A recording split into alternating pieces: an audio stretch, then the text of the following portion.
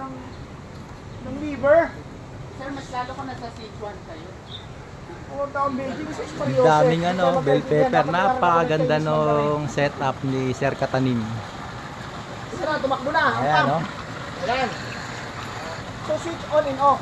So ngayon, anong oras na? 10:57. 1 hour yan. 45 minutes yan. Mag-ano yan ng... Ayan po yung system. Tumatakbo na. 11:45. Then Oh. clock run yan hanggang 1 p.m. Ayan, tumatakbo na yung system, Sir. Ayan si Sir Katanim. Kokopit po.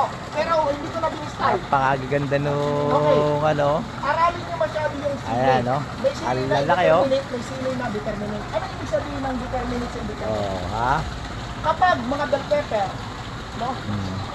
Determinate, ibig sabihin, one, stem. Ito, winan stem ko, namamatay siya. Oh, ito yung Palermo. Oh, ayan na, oh. Nakita nyo, ang lalaki, oh. Oh. Ayan, no? Split into Y. Ipaproning mo. Dire-diretso lang. Okay? Mga ganito, bushing. Yan. Ibang klaseng silay. Tingnan mo, magpustong-pustong mo. Ang dami ng buhay. Napakaganda. Okay? Magkaiba. So, Oh. ito first time ko kasi pinagtanim. Nasa China. Akala ko ganun din. Ayan, dinidiscuss ni Sir Katanim yung kanyang Pinagandaan yung bunga. tanim dito na sa hydroponics. Maraming stem. Ibig sabihin, sir, pagkahabang papalaki na siya, huwag mo na siya. Huwag na ipopruning. After the third ng Y, split ng Y, hayaan mo na siyang mag-boost. Okay?